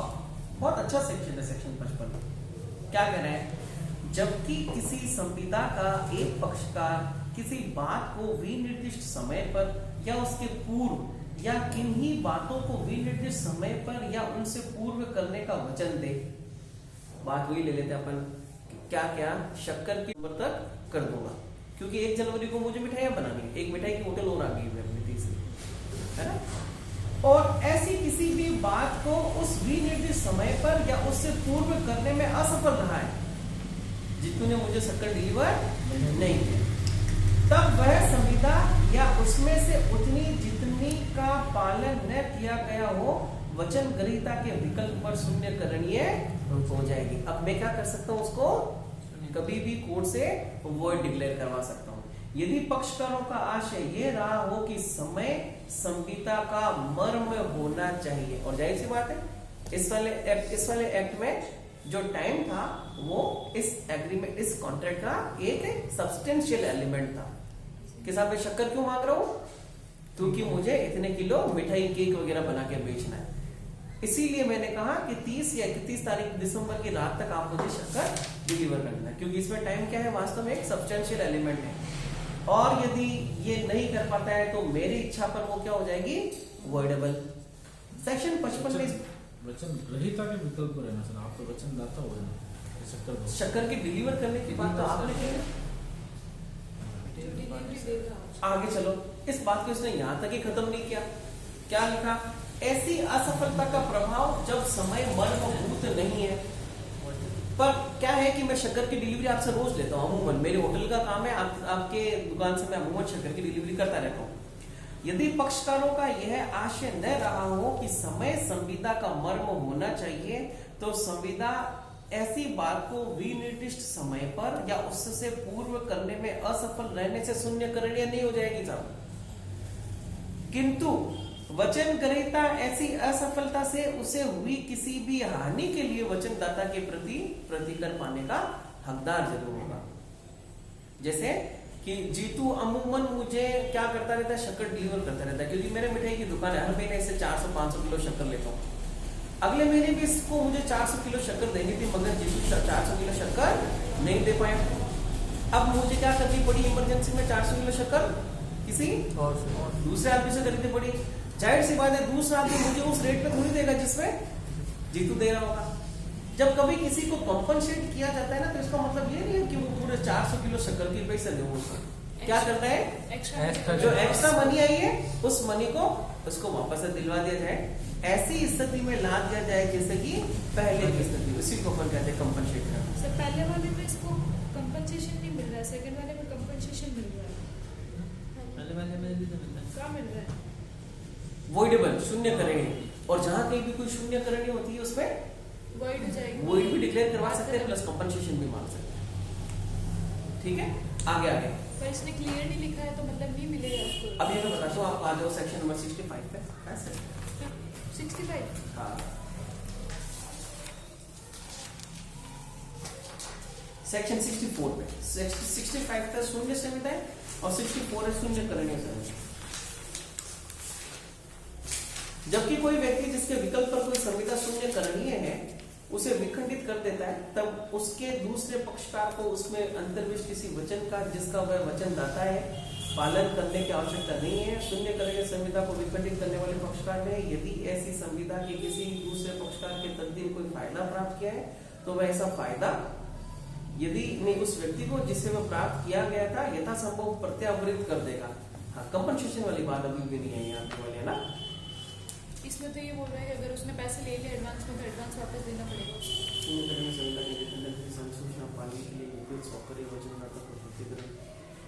सेक्शन 65 में केवल वॉइडेबल को अपना इतना सा बताया। एक काम करते हैं, पहले अपन थोड़ा सा 55 को पूरा पढ़ते हैं। करारित समय से भिन्न समय पर किए गए पालन के प्रतिग्रहण का प्रभाव क्या हुआ है? 31 दिसंबर को ही देना था, मगर आपने 31 दिसंबर को दिया नहीं है। अब आप कब परफॉर्म कर लो? 4 या 5 दिन के बाद में। यदि ऐसी संविदा की दशा में जो करारित समय पर वचन के पालन में वचनदाता की असफलता के कारण शून्य करणीय हो, समझ गए? ये वही बात है जो पढ़ी है। वचन ग्रहीता ऐसे वचन का करारित समय से भिन्न किसी समय पर किया गया पालन प्रतिग्रहित कर ले। जीतू कहेंगे सर 400 किलो शक्कर ना मोड़ी होगी पूगा ले लो, नहीं ले तो बोल लो, प्रतिग्रहित भी कर ली। और मैंने कहा वाह ठीक है साहब दे दो, प्रतिग्रहित कर ले तो वचन ग्रहीता करारित समय पर वचन के अपालन से हुई किसी हानि के लिए प्रतिकर का दावा नहीं कर सकेगा जब तक कि उसने ऐसे प्रतिग्रहण के समय अपने ऐसा करने के आशय की सूचना वचनदाता को नहीं दे दी है। यदि मैंने जीतू को कहा कि एक शर्त पर ही मैं आपकी 400 किलो शक्कर लेता हूं, यदि आप मेरे नुकसान का भरपाई कर दो, और मैंने ऐसी इंफॉर्मेशन नहीं दी और जीतू से शक्कर ले ली, तो अब मैं इस आपके विरुद्ध इस तरह की भरपाई किए जाने का दावा नहीं कर सकता। उस समय के बिना बाद बोले एक्सेप्ट कर ली अगर आपने, हाँ, रख ली तो अब कुछ नहीं है, कुछ बस नहीं है। हाँ, पर इस शर्त पे ना कोई प्रतिकर कंपनसेशन देना है। कंपन तो उस वक्त तो इस बात को एक बार थोड़ा अंडरलाइन करके चलो। तो इसमें तो फर्स्ट अगर इसके अपन देखें तो फर्स्ट में कंपेंसेशन ले सकता है। फर्स्ट केवल वॉइडेबल है, नहीं हाँ। कंपेंसेशन ले सकता है, ले सकता है, मगर फर्स्ट में तो नहीं लिखी कंपेंसेशन लेने की बात, ठीक है। लेकिन इसकी लैंग्वेज में जाए if in case of a contract voidable on account of the promisor's failure, ठीक है। His promise at the time agreed, time agreed essence का है, फर्स्ट में एसेंस है, ठीक है, वॉइडेबल कहाँ हो रहा है फर्स्ट में, सेकंड वाले वॉइडेबल नहीं है। ठीक है। The promise accept performance of such promise at any time other than, अगर वो अदर टाइम पे एग्रीड हो जाता है ठीक तो है। वो कंपेंसेशन नहीं ले रहा है, इसमें मना किया हुआ। हाँ। और अगर अदर टाइम पे नहीं ले रहा है, एग्री नहीं कर रहा है, तो कंपेंसेशन ले रहा है, नेगेटिव सेंस में लिखा हुआ है ना। एक मिनट वापस बताओ कुछ भी, तुमने कैसे सेट किया इसको? जैसे कि फर्स्ट लाइन में लिखा हुआ है if in case of a contract voidable on account of the promisor's failure to perform his promise at the time agreed. ठीक है, अब जब वो एग्रीड हो रहा है, टाइम नहीं अच्छा जिस वक्त टाइम फेल एग्रीड हो गया, टाइम हम्म। लिखा हुआ, हम्म। टाइम उसने नहीं नहीं नहीं दिया, नहीं बाद में दिया, दिया। हाँ। और कॉन्ट्रैक्ट भी वॉइडेबल कहाँ हो रहा है, फर्स्ट में ही हो रहा है, सेकंड में नहीं हो रहा है। ठीक है। The promise except performance of such promise at any time other than that agreed. तो अगर उसने वो डिलीवरी ले ली, उसके बारे में बात कर रहे हैं। हाँ। डिलीवरी ले ली है तो कंपेंसेशन के लिए नहीं है, ठीक है। और डिलीवरी नहीं ली है उसने, मतलब हाँ। डिलीवरी ले रहा है और बोल रहा है कि तेरे को कंपनसेशन देना है, तो फिर वहां पर इसको कंपनसेशन। अच्छा हाँ ठीक है, यदि कह देता है तब तो ले लीजिए। किस वक्त? जिस वक्त उसने उस समय पे परफॉर्म नहीं किया। सॉरी मैं दूसरा सेंटेंस बोल गया, पहला सेंटेंस नहीं है। समय से तय समय से बाद में कर रहा है तब तय समय से बाद में दे रहे हैं, तो फिर मुझे क्या देना है आपको? कंपनसेशन कब सूचना देनी है कि सर कंपनसेशन होगा तो मैं शक्कर लूंगा, ठीक है। और यदि मैंने आपको सूचना नहीं दी तो और आपने शक्कर ले ली तो फिर वो फिर कंपनसेशन नहीं। तो इसका मतलब ये हुआ है कि जब एग्रीड टाइम था, तो एग्रीड टाइम पर यदि आपने शक्कर मुझे डिलीवर नहीं की तो उस वक्त मेरा अधिकार अपने आप से बन गया कि मैं आपसे कंपनसेशन भी ले सकता हूँ। चलो सेक्शन नंबर 56 क्या कह रहा है साहब? असंभव कार्य करने एग्रीमेंट टू डू इम्पॉसिबल है। और सेक्शन नंबर 36 क्या था? इम्पॉसिबल एक्ट के ऊपर कोई सुविधा एग्रीमेंट असंभव घटना पर वो था असंभव घटना, और ये है असंभव वो था कार्य इवेंट, और ये है Right. कार्य। देखो एक तो था कंटीजेंट कॉन्ट्रैक्ट। क्या था कंटीजेंट कॉन्ट्रैक्ट? ये था कि यदि आप कोई ऐसे इम्पॉसिबल एक्ट को होने पर किसी भी काम को परफॉर्म करना नहीं करना डिपेंड करता है, तो वो था सेक्शन नंबर 36 के बाद। तो ये इम्पॉसिबल जो एक्ट है, इम्पॉसिबल इवेंट है जो कभी भी परफॉर्म हो ही नहीं सकता। जब इम्पॉसिबल इवेंट ही परफॉर्म नहीं होगा तब फिर उससे कोलैटरल अपन एक्ट कभी भी करेंगे नहीं, इसलिए वो था, क्योंकि वो सेक्शन नंबर 36 कंटीजेंट कॉन्ट्रैक्ट को बता रहा है। वो घटना पर था, ये कार्य पर है। ये कार्य पर है। ये क्या कर रहा है कि यदि दो पार्टीज ने मिलकर कोई एक ऐसा कॉन्ट्रैक्ट किया है जो कार्य करना ही क्या है, इम्पॉसिबल। चलो चांद का सीढ़िया बना दूंगा। चांद का सीढ़िया बना रहे हैं, तो ये काम क्या, ये कंटीजेंसी नहीं है, ये कार्य इटसेल्फ ही इम्पॉसिबल है ना। तो सेक्शन नंबर 56, वह करार जो ऐसा कार्य करने के लिए किया गया है जो असंभव है, शून्य। ठीक है, जैसे कि जीतू को मैंने 2 लाख रुपए देने की बात कही और कहा कि सीढ़ियां बना दो मेरे लिए आसमान तक, और मैंने 2 लाख रुपए दे दी, और अब मैं कोर्ट में गया कि साहब जीतू को कहो कि मेरे लाख तक नहीं चढ़ाई थी सीढ़ियां कहां तक चढ़ाई है, चांद तक। तो जीतू कह रहा है सर मैंने देखा आपका स्वर्ग तो आपके पड़ोस में जो खिड़की है वहां से दिख जाएगा, इसलिए मैं तो ये तो क्या इंटरप्रिटेशन।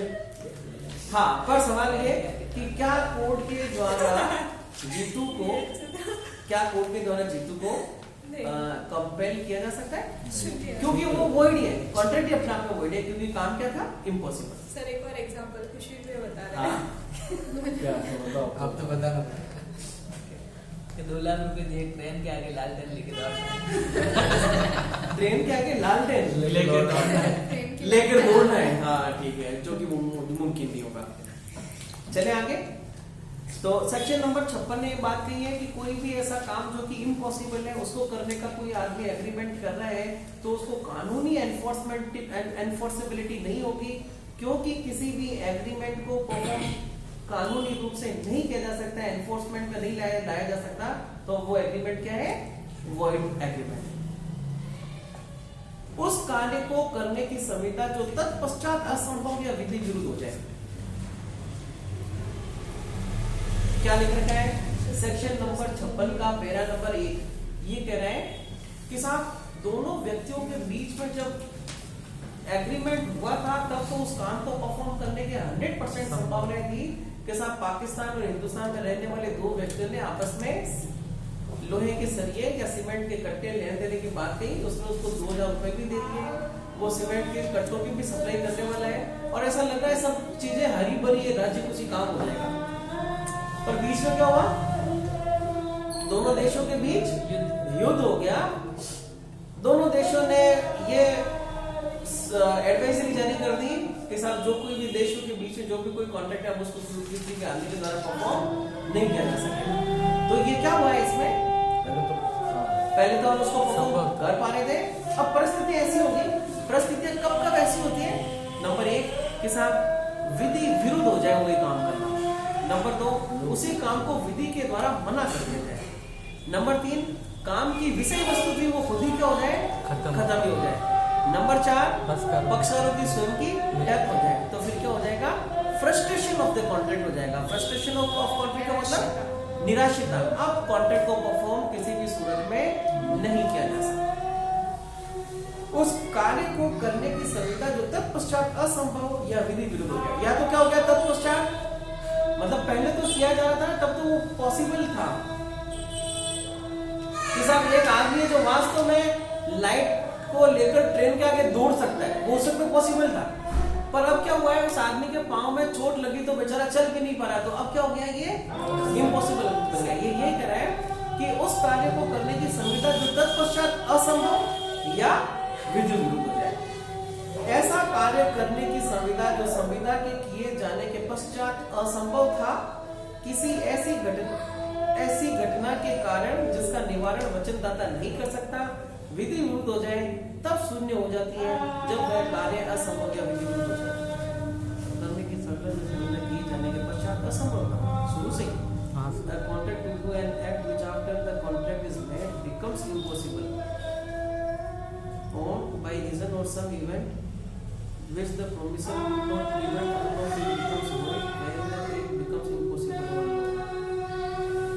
आप लोगों के भी हिंदी यही लिखी हुई है क्या?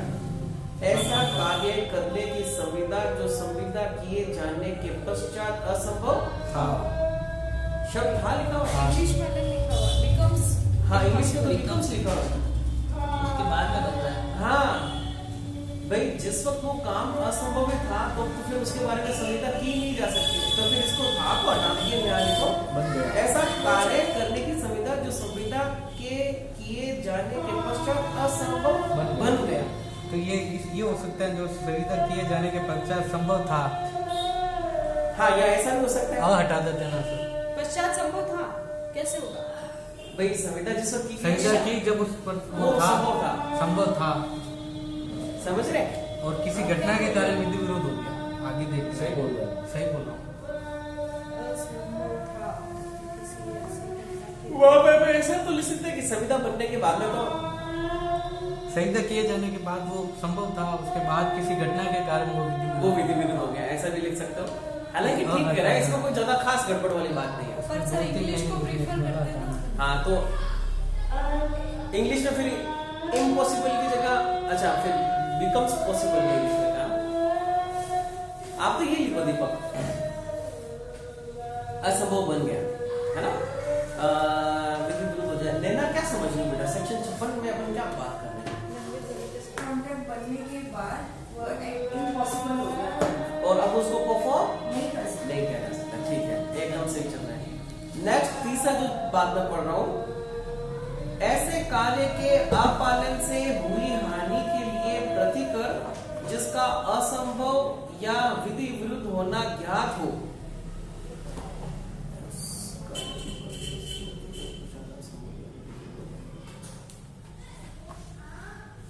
हाँ पहला नंबर 3 क्या कह रहा है?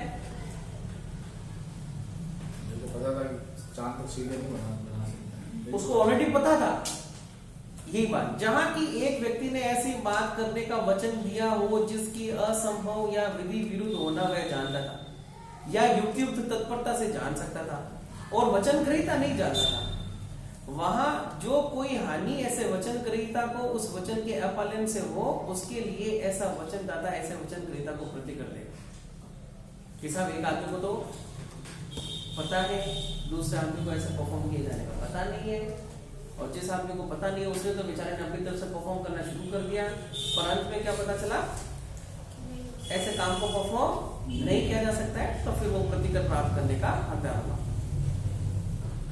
इलस्ट्रेशन पढ़ रहे साहब, जादू से गुप्त निधि का पता चलाने का ख से क करार करता है। ये करार मैंने पाली में ज्यादा देखा है। पाली में क्या करते हैं लोग बार, मौलाना साहब को पंडित जी को लाना के अपने घरों में रखते थे, और वो पंडित जी और मौलाना साहब क्या कहते हैं कि तुम्हारे मकान के इस विशेष कोने के नीचे क्या है, धन घुसा हुआ है, चलो रात को ढूंढेंगे। है घटना याद है तुम्हें? कहाँ पे? सर कुछ चीजें घूम भी जाती है ना, सोने की चीज चैन वगैरह घूम जाती है तो भी लोग पूछने जाते हैं कि कहाँ कहाँ घूमी होगी, ये बेकार बात है। ठीक है, हो गया ये? आप क्या बोल रहे हो? अरे वो हमारे परिवार की है, रिश्तेदारी थे, उन्होंने घर के पीछे रख रखा था एक मौलाना साहब को, और वो मौलाना साहब भी पता नहीं क्या अहमदाबाद के थे, पता नहीं कहाँ से। रात को 2 बजे के बाद में खुद ही करते थे, खोद होती पूरी इतना बड़ा खोद दिया, कुछ मिला नहीं कोई और। वो भी मिल गई ना। क्या चीज? टाका बन गया। हाँ वो भी बनी ना, उन्होंने पानी कर रखा है उसमें, खोदा पहाड़ निकला चूहा। चलो दूसरा, क और ख आपस में विवाह करने की संविदा कर रहे थे, हो गई उसमें तो विवाह हो ही सकता है, मगर विवाह के लिए नियत समय के पूर्व का पागल हो जाता है। अब ये क्या हो गया कॉन्ट्रैक्ट, अब वही कॉन्ट्रैक्ट। वाइट के पागल से कर सकते हैं शादी। वो तो बाद में पागल हो ही हाँ जाता है। ये सच्चा प्यार है तो कर भी सकते हैं। क्या मतलब उसके और प्यार शादी में के बाद में तो पागल हो? वैसे पागल हो ही भी जाता होता है। क्या मतलब उसके प्यार में पागल हो? क्या कह रहे हैं खुशबीर? क्या दीपक के स्टेट में तो बताया कि वो तो शादी के बाद पागल हो जाते हैं। क्या मतलब उसके प्यार में पागल हो? ये भी हो सकता है। वैसे मूवी अनिल कपूर ने उसकी आमिर खान की, और उससे याद आ रही मनीषा कोइराला से मेरा मन मेरा मन है। मैं तो उसकी बात गजनी गजनी में तो बेचारा बेचारी शादी का होती है उसकी। बहुत ज्यादा ही इमोशनल समूह डाल देते हैं, है ना। और उसमें भी आपने यदि ये मूवी देखी हो मन, इसमें भी रुला देने वाला प्रसंग आता है सामने के, है ना, जिसमें उसकी वहां कट जाते हैं, फिर उससे शादी करती है। खैर आगे आ जाओ। क जो पहले से ही ग से विवाहित है और जिसके लिए बाइगेमी उस विधि द्वारा जिसके वह अद्यति ने निषिद्ध है। क्या कहा कि एक ऐसे लॉ से वो गवर्न हो रहा है जिसमें ये लिखा हुआ है कि आप दोहरा विवाह करेंगे तो द्विविवाह विवाह के लिए अपराधी होंगे और दंडित होंगे। ख से विवाह करने की संविदा करता है। पहले तो क्या है, वो ऑलरेडी मैरिड है, जिस विधि से वो अध्ययन हो रहा है उस विधि में उसको मना कर दो शादी करना मना किया हुआ है, पर वो दूसरे से विवाह करने का वचन देता है।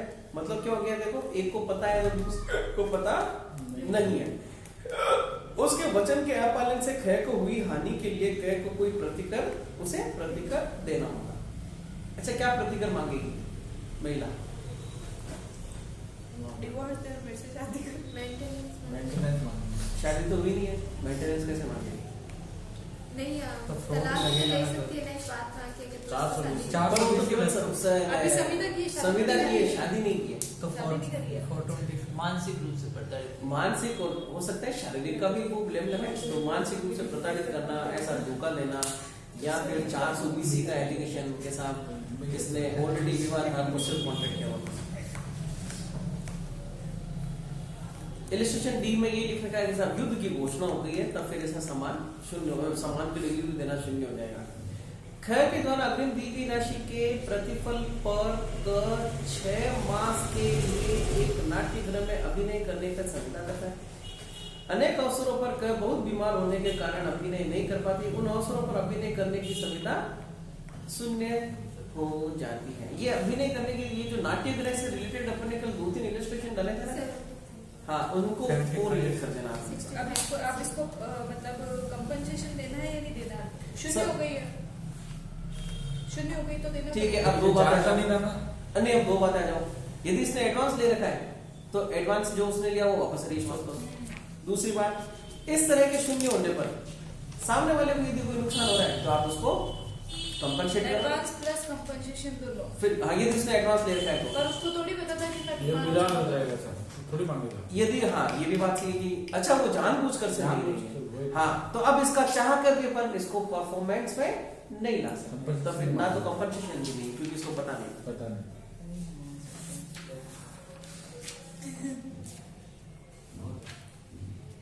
कितना हो गया? 56 तक। मुझे कब मतलब थोड़ा अंदर से यूं आ रहा है कि एक बार कॉन्ट्रैक्ट खत्म करने के बाद में तुम्हारी एक बार वापस कॉन्ट्रैक्ट की रिव्यू क्लास लेनी पड़ेगी पूरी, जिसमें एक ही दिन में सारे सेक्शन टेस्ट लेते तो वो ठीक था। हाँ सर, टेस्ट हाँ। ले लो सर। वास्तव में। शानदार मजा। अभी कॉन्ट्रैक्ट पूरा तो होने दो पहले। अरे हाँ। लेते थे वो बढ़िया। एक काम करते हैं, एक काम करते हैं, एक बार कॉन्ट्रैक्ट पूरा हुए फिर उसकी एक बार पूरी या recap फिर class। सर 1 to 75 तक करवा के एक बार टेस्ट। नहीं क्या पूरा पूरा हाँ, रिकैप प्लस टेस्ट दोनों। टैक्स 1 तो to सब 75 पूरे का लेना सर। टैक्स टैक्स ठीक है, पर अभी देखो मैं क्यों मान रहा हूँ कि कॉन्ट्रैक्ट एक्ट अभी तक भी अपने टिप्स पे नहीं आ रहा है, जहां तक मैं थोड़ा समझ रहा हूँ, क्योंकि इससे पहले हम लोगों ने कौन सा एक्ट पढ़ा था? ट्रांसफर प्रॉपर्टी टिप्स पे 104 टिप्स हो गई पहले जेनम। चलो 100 बता दो, 100 104 पता था आई थिंक। चार्ज 104। 100 क्या है? 100 बताओ। 100 था चार्ज, ठीक है। 69A 69A रिसीवर की नियुक्ति। 116 ऐसे ही नहीं, 116 मासन हुआ से नहीं है, होल्डिंग होल्डिंग ओवर। आप बताओ मेरे को सेक्शन 127। 127। दुर्बलता दुर्बलता। लेना 128 universal universal donor. Section number 43 फीडिंग ग्रांट बाय एस्ट्रोपर। जीतू सेक्शन नंबर 35 आराम से समझ प्रिंसिपल ऑफ इलेक्शन, ठीक है। जेनब सेक्शन नंबर 13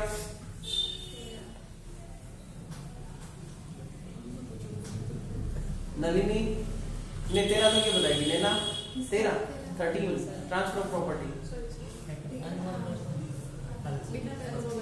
अनबन चाइल्ड को प्रॉपर्टी का ट्रांसफर, तो मतलब ऐसा करें, मतलब कुल मिला के अज्ञात व्यक्ति के हित के लिए सब संपत्ति सब करेगा। हमने टिप्स को देखा था। अब यदि मैं यूं आपको अचानक से पूछ लूं 41 कॉन्ट्रैक्ट राइट, मजा नहीं आएगा। 38 डिस्कस किया हमने, वो बात अलग है, पर अभी तक हम लोग वहां तक पहुंचे नहीं है। हाँ 30 तक हम लोग बता देंगे। 17 17 बताओ ये 17 है कॉन्ट्रैक्ट का कॉन्ट्रैक्ट फ्रॉड, प्रवीण ने बता दिया फ्रॉड Contract है ना। 13 14 फ्री कंसेंट फ्री 23 अनलॉफुल विधिपूर्ण unlawful consent and unlawful Consideration और और consideration. 26 agree stand to marriage 27 व्यापार अवरुद्ध कर 28 विधि कार्यवाही चलो ठीक है। तो 30 तक तो हमें पता है। अच्छा ज्यादा आगे नहीं गए, चलो ठीक है। बाकी की मैं टिप्स तो कराऊंगा। एक बार रिकैप करवाने की मेरी इच्छा बहुत जरूरी है, बहुत अंदर से आगू हो रही है, और रिकैप करने के लिए एक काम जरूरी करना पड़ेगा, मुझे पढ़ना पड़ेगा। बंद करो। हाँ बंद करो।